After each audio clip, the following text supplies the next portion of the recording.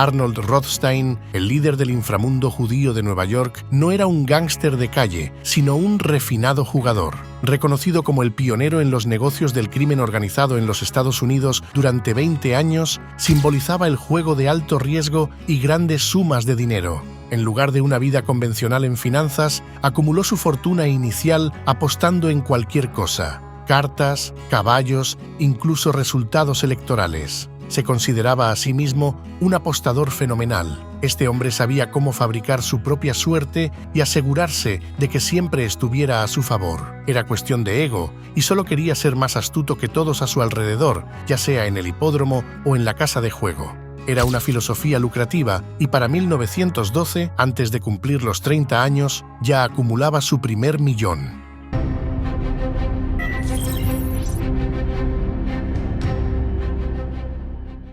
Para el público general, Arnold Rothstein es un gángster del cual poco se sabe.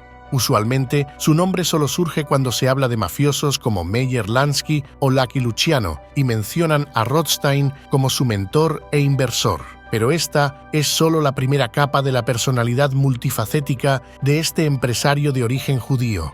Arnold, quien más tarde sería llamado el cerebro y el gran banquero, no era un inmigrante. Su abuelo había llegado a América a mediados del siglo XIX y su padre había nacido en América, por lo que su familia ya había pasado por las etapas de adaptación y pobreza antes de que Arnold naciera en 1882. Sus padres, Abraham y Esther Rothstein, vivían en Nueva York y eran judíos ortodoxos típicos. Honraban la cultura y la religión de sus antepasados e intentaban inculcar la misma perspectiva en sus hijos.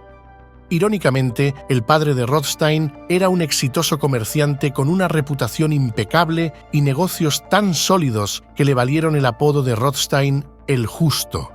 Aunque su padre Abraham logró alimentar a toda su familia sin problemas y fue un empresario exitoso, no había forma de poder dar suficiente atención a cada hijo. Al menos así le pareció a Arnold, quien desarrolló una actitud extremadamente egoísta y celosa desde niño.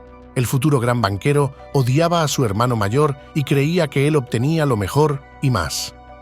Arnold desplazó la culpa de esto a sus padres. Gradualmente el descontento infantil comenzó a convertirse en rebelión adolescente. Era extremadamente reacio a estudiar en la escuela religiosa judía. El único tema que reconocía como de algún valor allí era la matemática. En las otras clases, su principal intención era idear esquemas para evitar aprender cualquier cosa y burlar a los maestros. Obviamente, Rothstein no podría durar mucho en el sistema educativo religioso tradicional. Además, en paralelo con bromas y manipulaciones a sus maestros, Arnold comenzó a apostar, una actividad que combinaba sus dos principales pasiones en ese momento: el amor por los números y la rebelión contra la perspectiva de su padre. Después de todo, el juego estaba estrictamente prohibido en las enseñanzas religiosas judías. Sin embargo, en el Nueva York de aquellos años no había una prohibición estricta de tal entretenimiento para aquellos que quisieran probar suerte. Incluso se podría decir más. La gran manzana de finales del siglo XIX y principios del XX era Sodoma y Gomorra en uno, donde el juego era el más inocente de los pecados exhibidos allí. Debido al hecho de que los criminales y las autoridades estaban entrelazados entre sí como amantes que no se habían visto en años, las calles de Nueva York eran una mezcla explosiva de burdeles, guaridas de drogas y establecimientos de juego, sazonados con policías y políticos corruptos y decorados por las primeras formas de crimen organizado. La ola de indignación sobre el declive en la moralidad apenas comenzaba a ganar fuerza. No había prohibición de drogas, no había prohibición de alcohol, y el poder se obtenía a menudo no por fuerza de persuasión, sino por fuerza de coerción, soborno y fraude. No es sorprendente que los funcionarios no solo encubrieran con gusto actos oscuros, sino que a menudo fueran los propios dueños de burdeles o casas de juego. Era un tiempo cuando las actividades de hacer dinero oscuro y sombrío continuaban a plena luz del día. En tal mundo, incluso adolescentes como el joven Rothstein podían encontrar fácilmente lugares para hacer una apuesta. Arnold rondaba a los corredores de apuestas locales y, dado que no se le permitía entrar debido a su edad, trataba de atraer la atención de las personas dentro para apostar por su caballo elegido. Más a menudo que no, tenía éxito y habiendo hecho una apuesta, luego esperaba impaciente fuera por el final de la carrera. El juego se volvió ilegal en Nueva York en el año 1910, cuando el Estado promulgó leyes que prohibían y penalizaban diversas formas de apuestas y juegos de azar. Estas leyes antijuego fueron implementadas como parte de un movimiento más amplio a nivel nacional que buscaba abordar las preocupaciones sobre la corrupción y los problemas sociales asociados con la práctica del juego. Sin embargo, a pesar de la prohibición, las actividades de juego clandestinas y la participación en apuestas ilegales continuaron floreciendo en el ambiente subterráneo de la ciudad, contribuyendo al surgimiento de la era del crimen organizado. Y figuras como Arnold Rothstein se destacaron en este entorno clandestino. Para la segunda década del siglo XX, Rothstein ascendió en la escena criminal y se trasladó al distrito de Tenderloin en Nueva York, el distrito de entretenimiento y luces rojas en el corazón de Manhattan. Abrió un lujoso salón de juegos llamado Glenny, generando más de $10.000 a la semana en ganancias, equivalente a cerca de $200.000 en la actualidad. Para 1919, Rothstein era un multimillonario con propiedades que incluían clubes nocturnos, resorts de juego y burdeles. En Nueva York lo llaman el cerebro, el hombre que nunca pierde en la mesa de cartas o en la mesa de negocios. Por eso, en 1919, y con una muy buena fortuna amasada, parece que puede comprar su salida de cualquier situación, incluso después de dispararle a policías de Nueva York. Rothstein, incluso entonces, es tan poderoso que sale impune de dispararle a la policía. En el tribunal, Rothstein utiliza su influencia para sesgar las probabilidades a su favor. Tiene amigos en el sistema judicial, soborna a la policía y a los jueces y utiliza sobornos para manejar a los testigos. Se les paga para que guarden silencio o se utilizan otros métodos para silenciarlos. En ese momento, Rothstein era un hombre muy poderoso y pocos querían enfrentarse a él. Este brillante millonario apostador nunca tuvo la intención de inspirar al inframundo, pero establece un plan que influirá en las generaciones futuras de gángsteres. Arreglar juegos de dados y corromper el sistema judicial son solo el preludio del engaño que lo convertirá en uno de los hombres más recordados de la época. Rothstein fija su mirada en manipular el evento deportivo más importante del país. En 1919, el béisbol es una religión en Estados Unidos y la Serie Mundial es la competición más sagrada de todas. Pero arreglar toda una serie de juegos de béisbol no es como cargar los dados o dopar un caballo, es un desafío a otra escala. Rothstein, un hombre astuto que sabe identificar oportunidades, escucha un rumor de que los favoritos para ganar la Serie Mundial, los Chicago White Sox, están descontentos con su jefe. Ahora sabe que es el momento de actuar. Los jugadores de los White Sox estaban descontentos porque su dueño, Charles Comiskey, era tacaño y no quería pagarles lo que merecían. Si están cortos de efectivo, Rothstein se da cuenta de que están listos para ser corrompidos. Entonces, se propone sobornarlos para que pierdan. Secretamente, se acerca a los jugadores y 8 de ellos aceptan arreglar juegos clave. Esta era una forma de vengarse de Comiskey al sabotear la Serie Mundial y ganar algo de dinero. Debido a que los White Sox son claros favoritos, las probabilidades en sus rivales son altas. Rothstein apuesta fuerte a los Cincinnati Reds para ganar la Serie Mundial, apostando cada centavo que tiene y distribuyendo las apuestas por todo el país para no levantar sospechas. Y parece que su plan está funcionando. Los White Sox pierden los primeros juegos y le dan a los Reds una ventaja en la serie. Pero para el quinto juego, los jugadores están enojados. El trato de Rothstein era pago al contado y quieren que se les pague ahora. Sin embargo, todo el dinero de Rothstein está atado en apuestas. Los jugadores piensan que Rothstein los está tomando por tontos y se vuelven en su contra. Sintiéndose estafados, deciden que deberían ganar y recoger la parte del ganador de la Serie Mundial, traicionando así a los tramposos que los traicionaron primero. Un lanzador estrella en el juego 8 es un tipo llamado Claude Lefty Williams, y está decidido a jugar para ganar. Si Lefty no está siendo pagado para ganar o perder, jugará por el dinero del premio en cambio. Pero si los White Sox ganan la serie, Rothstein estará acabado y no puede permitir que eso suceda. Sus millones se han hecho a través de estafas y sobornos, y siendo inteligente. Ahora, Rothstein está a punto de cruzar una línea que lo llevará al reino del gángster, recurriendo a la violencia. Es la noche antes del juego 8 y las tensiones están en su punto más alto. Lefty Williams y su esposa dan un paseo para relajarse. La historia cuenta que fue abordado por un hombre en la calle que le dijo que si sabe lo que es bueno para él y lo que es bueno para su señora, perderá ese juego y lo perderá muy temprano. Al día siguiente los White Sox se enfrentan a los Cincinnati Reds. Todo depende de este juego. La amenaza funciona. Lefty y sus compañeros de equipo entregan una fácil victoria a los Reds. En Nueva York, Rothstein recibe la noticia. Los White Sox han perdido y Rothstein hace millones. El cerebro ha llevado a cabo la mayor manipulación deportiva en la historia estadounidense. Pero el colapso de los White Sox es tan dramático que el gobierno de Estados Unidos huele algo sospechoso.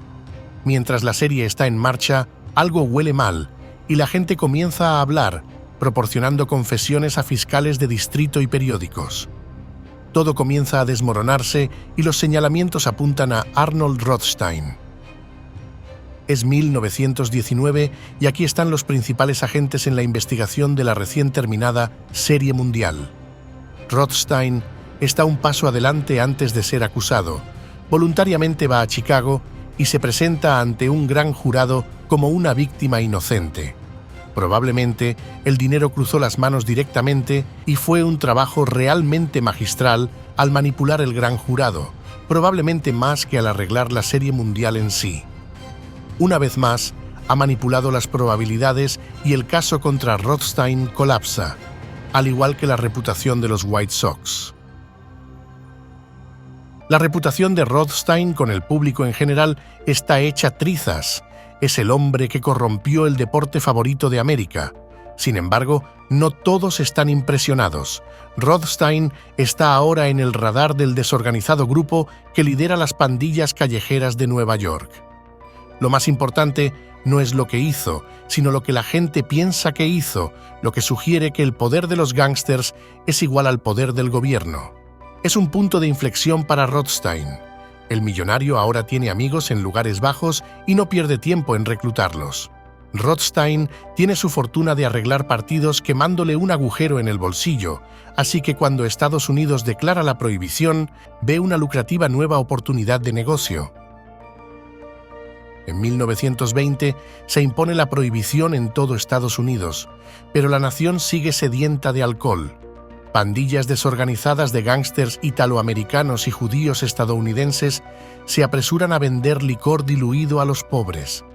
Pero el cerebro piensa a lo grande. Si puede organizar a los gángsters y vender alcohol a nivel nacional, puede ganar mucho dinero. Fue el primero en reconocer el dinero que se podía ganar con el contrabando de alcohol y organizó la primera idea de cómo dirigir el contrabando como un negocio. A Rothstein no le interesa vender licor barato en las esquinas. Él tiene clase. Sabe que el verdadero dinero está en vender whisky escocés caro a los ricos. Trae la buena mercancía de Escocia, no la adultera, y la vende a las mejores personas, estableciendo una reputación como el mejor proveedor de productos de calidad. Primero, se pone en contacto con destiladores escoceses en el extranjero y luego organiza el envío de la mercancía. Soborna a funcionarios para introducir el licor al país. Todo lo que necesita ahora son hombres para distribuirlo. Su equipo cambiará para siempre el crimen estadounidense. Arnold Rothstein es el mentor de toda la ola de gángsters del futuro, los que conocemos como los gángsters clásicos de todos los tiempos. Meyer Lansky, Bugsy Siegel, Frank Costello y hasta el mismo Lucky Luciano. Tuvo algo que ver con todos ellos en la década de 1920. Rothstein toma a estos jóvenes matones inteligentes y les muestra que si quieren tener éxito, el crimen debe funcionar como un negocio. Uno de sus protegidos es Lucky Luciano, quien lideraría las 5 familias de Nueva York. Otro es Meyer Lansky, el futuro contable de la mafia, y apuesta por un joven matón violento llamado Dutch Schultz. Selecciona cuidadosamente a la crema de la delincuencia y permite que todos estos pequeños ratones corran hacia donde quieran y hagan su voluntad. Y ahí es donde estos tipos comienzan. Es una combinación perfecta. Rothstein proporciona el efectivo y nunca ensucia sus manos, mientras que los jóvenes turcos aprenden a transformar la violencia de pequeña escala en un gran negocio. Para esta pandilla de matones es la oportunidad de sus vidas. Independientemente de lo que se diga sobre muchos de estos gángsters, se dan cuenta de que Rothstein era algo especial, muy por encima de ellos. Si quieren hacer dinero y tener conexiones para evitar problemas con la ley, Rothstein era el tipo. Así comienza la mayor operación de contrabando de la historia estadounidense y las rutas en todo el país fluyen con el licor de alta calidad de Rothstein. El cerebro toma más que un corte saludable y en dinero de hoy pronto tiene un valor estimado de $125 millones. Rothstein ha pasado de ser un jugador de altas apuestas al ladrón más rico del país, con gustos refinados. Es el único gángster que puede pasar por caballero hablando y vistiendo de manera muy clase media y empresarial. Quiere construir su equipo a su imagen y semejanza. Enseña a Luciano Buengusto cómo usar cubiertos y cómo ayudar a una dama a sentarse para cenar al sacarle la silla. No solo fue el mentor de Lucky Luciano en el negocio del crimen, sino también en el negocio de la moda, convirtiendo a un gángster barato del Lower East Side en un modelo de la mafia. También les da a estos chicos un sentido de mejora personal. Deberían tener un mejor vocabulario, y eso fue un toque importante. Este es el futuro del crimen organizado, actuando como hombres de negocios y no solo como músculo. Rothstein también puede dar una valiosa lección en relaciones públicas. Mientras Luciano trabaja a tiempo parcial como sicario y traficante de drogas para los jefes de la mafia siciliana, en junio de 1923 es atrapado en una trampa policial vendiendo drogas en la calle 14 de Manhattan. A diferencia de Rothstein, Luciano no puede sobornar a la ley. En cambio, salva su propia piel y traiciona a algunos mafiosos buscados por la policía. Hace un trato con la policía, delata a algunos de sus asociados y escapa. En ese momento, Luciano tiene 2 problemas. Sus clientes de clase alta no quieren estar asociados con un traficante de drogas de la calle 14 y sus asociados gángsters no quieren estar asociados con un soplón. Luciano escapa de la cárcel, pero el incidente destruye su reputación. En su hora de necesidad, recurre a Rothstein en busca de ayuda y le pregunta cómo puede recuperar su buen nombre. Arnold le dice a Luciano que compre 200 de los mejores boletos de primera fila para la pelea entre Jack Dempsey y Luis Firpo. Estás presenciando una de las peleas más salvajes jamás realizadas en el cuadrilátero profesional. 85.000 fanáticos gritan para ver a Jack Dempsey y Luis Firpo intercambiar golpes en una de las peleas más frenéticas del siglo. A pesar del gran costo de los boletos, Rothstein le dice a Luciano que los regale a las personas más influyentes de Estados Unidos. Luciano los distribuye a empresarios ricos, congresistas importantes y a gángsters como Al Capone y Johnny Torrio. Y para rematar, Luciano aparece en la pelea vestido elegantemente. La reputación de Luciano se restaura y todos quieren conocerlo. Todo gracias a su hombre de relaciones públicas, Arnold Rothstein. Les enseñó a Luciano y a otros futuros miembros del Salón de la Fama del Crimen Organizado cómo funcionar, operar y ser astutos, no violentos.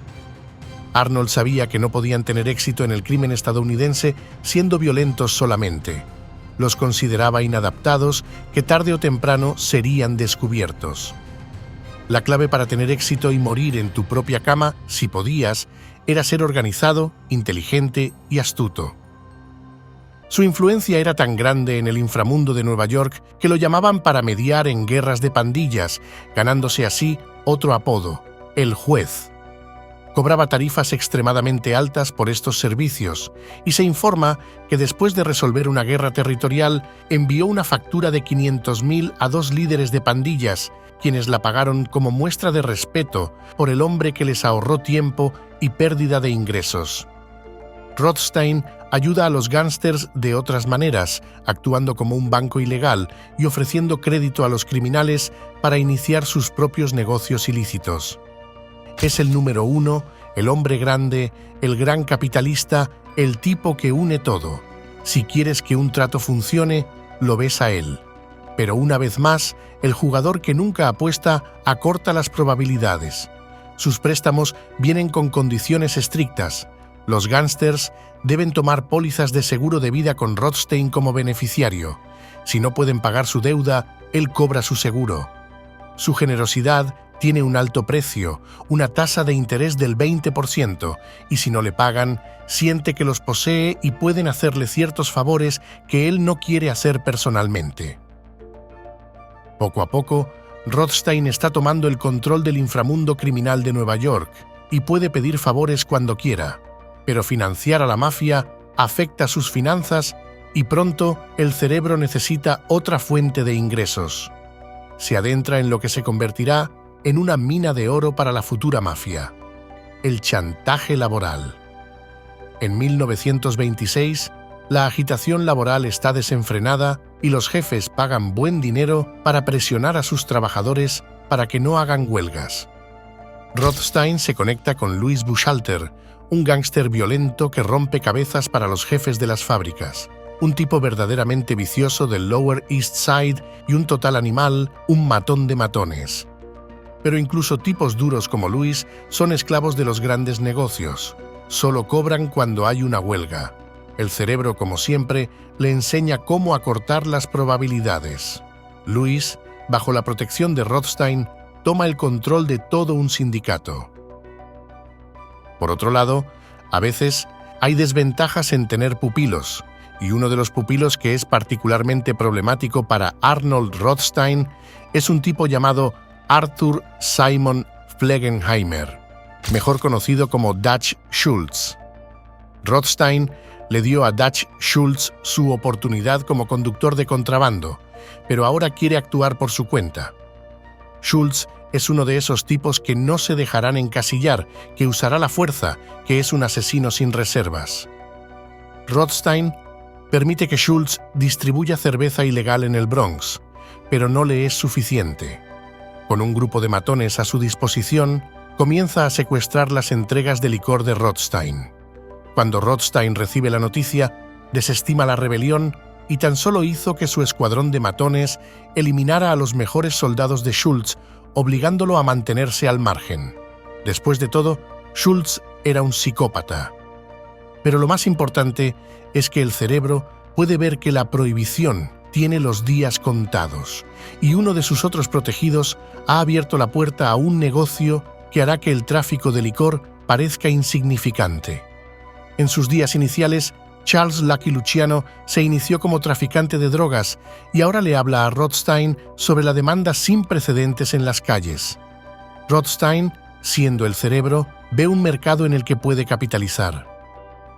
Antes de Arnold Rothstein, el comercio de drogas estaba extremadamente desorganizado, pero con su cantidad de inteligencia, efectivo y conexiones, cualquier empresa que respalde prosperará exponencialmente. Suministra la mercancía a ciudades de todo el país, atendiendo tanto a ricos como a pobres. Sabía cómo mantener sus manos limpias, organizando la distribución a través de terceros. Pero no es suficiente.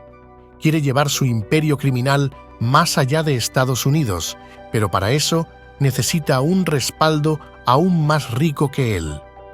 En 1928 se reúne con el tercer hombre más rico del mundo, el financiero europeo, Capitán Lowenstein. Tiene el dinero para hacerlo y para formar un increíble cártel de tráfico de drogas. Juntos idean un plan para un anillo internacional de drogas. El capitán puede proporcionar las conexiones en Europa y Arnold puede proporcionar las conexiones en América. Todo va bien. El flujo de drogas ilegales está a punto de aumentar 10 veces y Rothstein está a punto de enriquecerse más allá de sus sueños más salvajes. Luego, el 4 de julio, su nuevo socio comercial, el capitán Lowenstein, desaparece misteriosamente mientras está a bordo de su avión privado. Se levanta para ir al baño y el avión aterriza sin él. Nadie sabe cómo salió. Pero sabemos esto: si hubiera vivido y se hubiera asociado con Arnold Rothstein, el flujo de drogas ilegales hacia Estados Unidos se habría multiplicado de manera asombrosa. La noticia catastrófica de la desaparición del capitán llega a Rothstein en Nueva York. Con Lowenstein fuera de juego, sus sueños de un imperio internacional de drogas se desvanecen y después de invertir fuertemente, le duele donde más le duele: en su capital. El colapso del trato de drogas es solo el comienzo. Pronto más inversiones se desmoronan. Arnold Rothstein tenía 46 años y poseía Broadway, así como la mayor parte de la ciudad. Sin embargo, algo extraño le sucedió al hombre que tenía el toque de Midas. De repente, no podía ganar, no importa en qué. Perdió cientos de miles de dólares en las carreras de caballos y sus negocios también comenzaron a perder dinero. La suerte de Rothstein está cambiando y como jugador, eso es lo último que deseas. Está rodeado de personas cada vez peores y más peligrosas. Los gángsters formados en el crimen organizado están fuera de control. Luciano se ve envuelto en un feudo asesino entre dos familias criminales italianas, una sangrienta lucha de poder que se cobrará la vida de docenas de gángsters, y el sádico Dutch Schultz es ahora el hombre más temido de Nueva York. Dentro de este mundo salvaje de gángsters, Arnold Rothstein opera como un lobo solitario. Realmente era un gángster sin banda, alguien que era como un gestor de cartera que traería diferentes tratos de diferentes personas en diferentes momentos. Sin la protección de una banda, Rothstein se vuelve paranoico. Hay un sentimiento en Nueva York de que quizás el cerebro, el gran capitalista, ha tenido su día. Comienza a perder dinero en la pista y en los juegos de póker. De repente, el gran capitalista tiene grandes problemas para mantener sus pagos y sus finanzas en orden.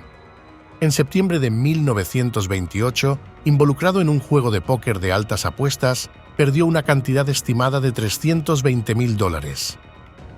Tiene que estar amañado. No hay forma de que yo, Arnold Rothstein, pudiera perder esa cantidad de dinero. En el mundo de los gángsters, llamar a alguien tramposo es un gran problema. Rothstein cruza la línea. Trata a George McManus, un jugador bien conocido y conectado, como si no fuera nada, agregando un insulto a la herida.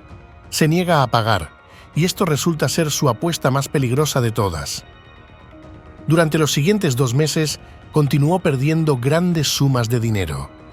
Con las elecciones presidenciales a la vuelta de la esquina, apostó $500,000 a que Herbert Hoover ganaría el día de las elecciones el 4 de noviembre de 1928.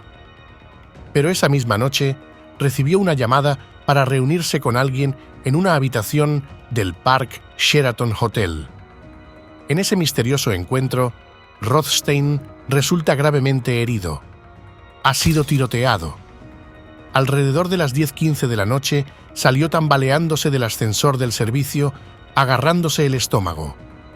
Fue gravemente herido.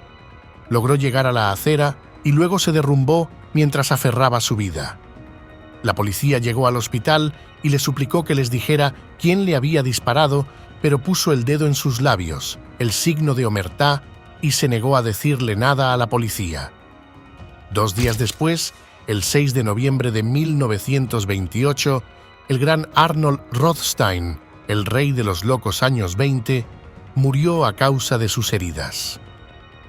En su último lecho, sin saberlo, eligió correctamente a Herbert Hoover como el presidente electo. Rothstein fue enterrado en una ceremonia judía ortodoxa. Lo impactante de la muerte de Arnold Rothstein es que nadie pensaría que algo así sería posible, pero lo fue y sucedió. Una pregunta está en boca de todos. ¿Quién mató a Arnold Rothstein? La lista de sospechosos es larga. El candidato obvio es George McManus, el hombre a quien Rothstein le debía miles de dólares. Aunque McManus es arrestado, más tarde es absuelto. Hay innumerables personas que podrían haberlo querido muerto por una razón u otra. Está el protegido de Rothstein, Lucky Luciano, ahora un importante narcotraficante que podría heredar todo el negocio de drogas. O fue Dutch Schultz, quien durante mucho tiempo ha estado persiguiendo el imperio de contrabando de Rothstein. También está Louis Buchalter, el violento chantajista laboral. La lista de sospechosos continúa, pero increíblemente nadie es condenado por el crimen. A pesar de que Rothstein valía millones, el dinero nunca fue encontrado. 10 años después de su muerte y después de incontables horas de búsqueda de sus posesiones más grandes, su hermano finalmente declaró en quiebra el patrimonio de Rothstein. A solo meses de la muerte de Rothstein, los sospechosos se encuentran en Atlantic City. Si alguna vez hubo una verdadera conspiración, esta lo fue. Se reunieron en un hotel elegante, la mayor reunión de la mafia en la historia de Estados Unidos, y todos los que Rothstein contrató estaban presentes. Todos quieren saber qué sucede ahora. El rey ha muerto. ¿Quién lo reemplazará? ¿Quién podría reemplazar a un hombre que amañó la Serie Mundial de 1919, financió el contrabando de licor y creó el comercio moderno de drogas en Estados Unidos? Arnold Rothstein hizo carreras en el imperio del inframundo de la década de 1920. No sabían qué hacer cuando se fue, pero sabían una cosa: nunca lo olvidarían. Los hombres a quienes Rothstein enseñó y moldeó en las formas del crimen organizado toman su imperio. Están listos para tomar el control rápidamente y dividir los diversos negocios ilícitos en los que estaba involucrado. Luis y Lucky Luciano continuarán expandiendo el negocio de drogas en Estados Unidos. Si te gustó la historia del inframundo de Arnold Rothstein, entonces deberías ver la historia de Charles Lucky Luciano, uno de sus grandes protegidos y que sería considerado uno de los gánsteres del siglo más influyentes, para bien o para mal, en los Estados Unidos. Tienes su video justo ahora en pantalla.